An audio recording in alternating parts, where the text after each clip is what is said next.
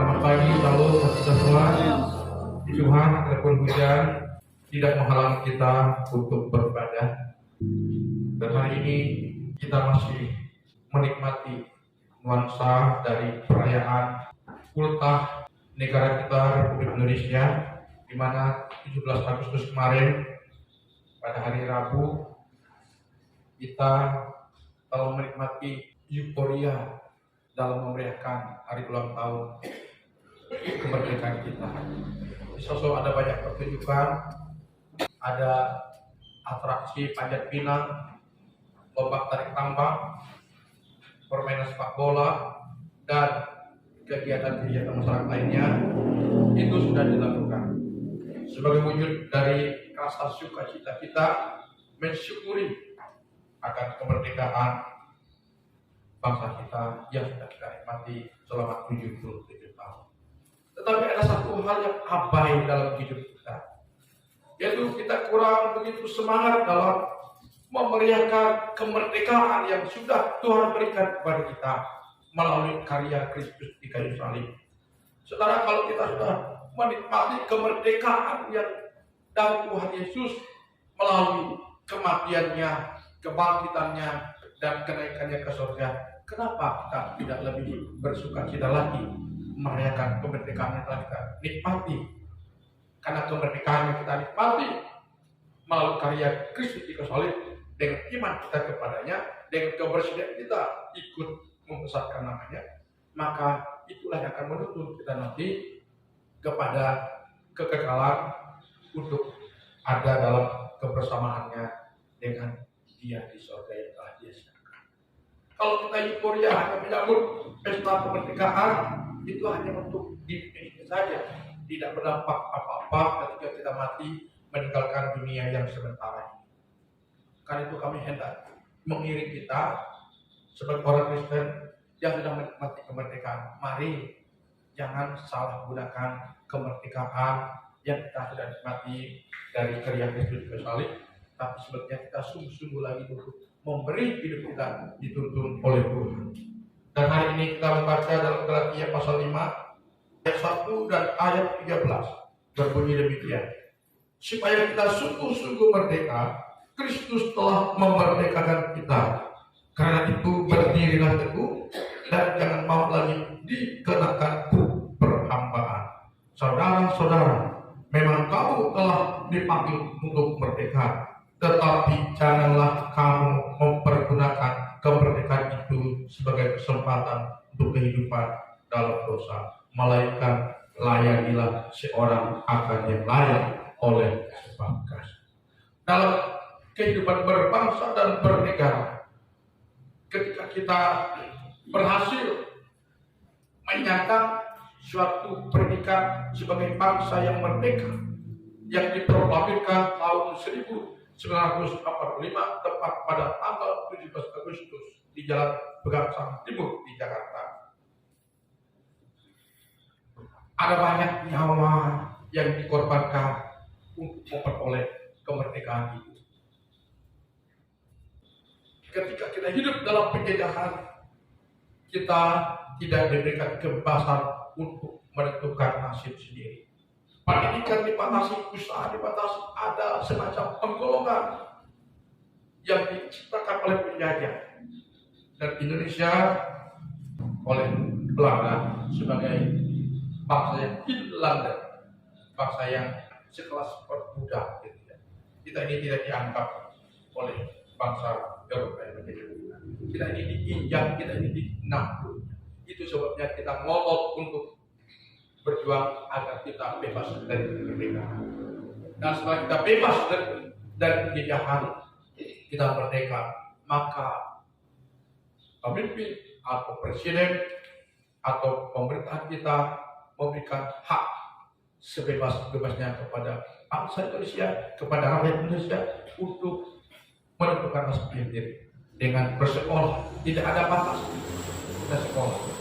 Dari suku manapun, dari golongan ekonomi yang bagaimanapun, kita diberikan hak yang sama untuk sekolah setinggi-tingginya kalau kita mau, untuk berusaha setinggi-tingginya kalau kita mau. Dan itulah tujuan daripada kemerdekaan. Namun kita lihat saudara-saudara, dengan kita merdeka, ada banyak orang yang memanfaatkan kemerdekaan itu dengan cara-cara yang salah, dengan cara-cara yang tidak manusiawi. Kita tahu penguasa kita yang bergerak di bidang hukum, yaitu kepolisian kita, hari-hari sedang diuji melalui peristiwa polisi tembak polisi. Ternyata institusi Polri bukanlah institusi yang kita banggakan, karena ada banyak pelanggaran hukum yang bergabung.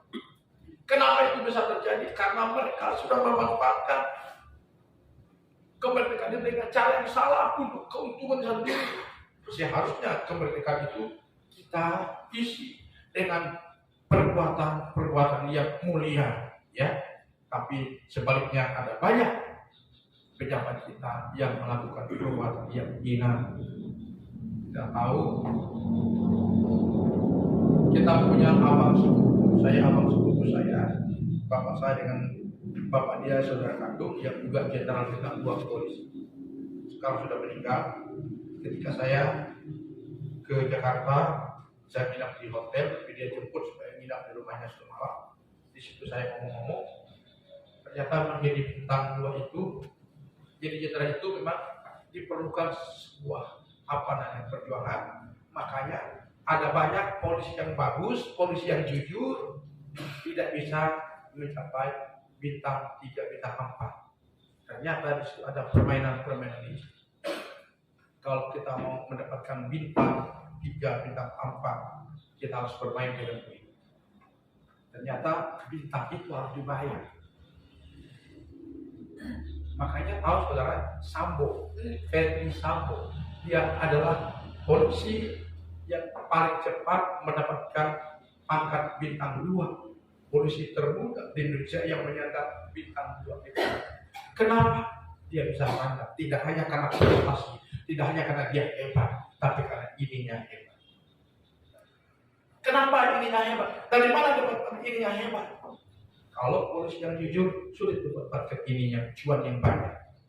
Tapi kalau dia tidak jujur, maka dia bisa bermain dengan mafia narkoba, bermain dengan mafia judi, bermain dengan mafia pengusaha, bermain dengan kelompok-kelompok yang bisa mendatangkan uang dengan cara-cara yang tidak halal.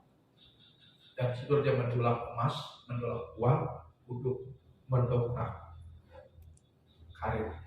Tapi apa yang terjadi? Sesuatu yang didapatkan dengan cara yang salah, maka karmanya akan dia. Sekarang dia sedang berhadapan dengan hukum, dan polisi-polisi yang terlibat di dalamnya, mereka nanti akan dilibas. Bapak Ibu saudara-saudara yang saya kasihi dalam Tuhan, kita sebagai orang yang sudah dimerdekakan oleh Tuhan Yesus melalui iman kita kepada Tuhan. Satu pesan Tuhan kepada kita hari ini di dalam ayat 1 tadi mengatakan, kalau kita sudah merdeka, kan kita sudah menerima karya penyelamatan dari Tuhan. Kita sudah tidak lagi dianggap sebagai orang berdosa. Dosa-dosa kita sudah tidak lagi diingat oleh Tuhan. Kita sudah ditebus oleh Tuhan. Darah Kristus sudah menutupi semua dosa, menyucikan semua dosa-dosa kita. Tadinya kita berdosa, tadinya kita akan dihukum oleh Tuhan, tapi melalui karya Kristus di kayu salib, dosa itu tidak lagi diingat oleh Tuhan. Dosa tidak lagi dilihat oleh Tuhan. Kita adalah orang yang sudah merdeka, orang yang sudah bebas dari hukuman Tuhan. Satu permintaan Tuhan kepada kita ketika kita sudah menerima karya penebusan Tuhan Yesus. Ingat dalam ayat yang pertama dari Galatia 5 tadi di bagian B dikatakan begini, karena itu berdirilah teguh dan jangan lagi mau dikenakan kuk perhambaan. Apa yang dimaksud dengan kuk perhambaan? Kuk perhambaan berbicara tentang keadaan kita yang dulunya sebelum kita menerima karya Kristus di kayu salib. Kita sedang ada dalam kuk perhambaan. Dosa begitu menekan hidup kita. Kita ada dalam status orang berdosa. status kita ada status budak dihambakan oleh dosa. Ya. Dulu, tapi setelah kita menerima dengan iman kita akan karya Kristus salib, kuk itu sudah dilepaskan oleh Tuhan. Ingat, sekarang status kita orang percaya sudah dibebaskan. Katakan amin. Sudah bebas, sudah merdeka. Karena itu mindset kita, pola pikir kita harus dirubah. Ya kan? Yang ini berkata, aku orang berdosa, aku orang berdosa, aku orang berdosa. Kita berkata, aku dibantu pada Yesus. Aku sudah dibebaskan dari segala dosa yang dulu yang pernah aku sangka. Sekarang aku sudah bebas. Ingat, ya, mentalitas kita, mulai dari mindset berpikir kita harus kita rubah. Sekarang aku sudah orang merdeka. Nah, kalau kita menyadari kita sudah ditebus oleh Tuhan, maka kita jangan lagi bermain-main dengan dosa. Ya. Jangan lagi bermain-main dengan dosa. Ayat 13 tadi berkata, memang kamu telah dipanggil untuk merdeka. Merdeka, bebas dari hukuman dosa, dari kuk perhambaan. Dengan baik, tetapi janganlah kamu mempergunakan kemerdekaan itu sebagai kesempatan untuk kehidupan dalam dosa, melainkan layanilah seorang akan Tuhan. Saya melihat, saya buka file, saya buka cari duit. Ternyata Sambo itu adalah orang Kristen. Dia rajin beribadah, saya dan anak dan istrinya. Tetapi disitulah kelemahan manusia. Dia menunjukkan sikap hidupnya sebagai seorang yang saleh. Tapi di sisi lain dia sedang membangun, sedang berbuat dosa, dan dosa. Kenapa demikian? Karena dia tadi lupa akan status diri sebagai orang menikah, sebagai orang yang sudah dibebaskan. Tapi karena pengawal dunia yang begitu masif, dia menjadi pemain sinetron yang paling handal dan cantik.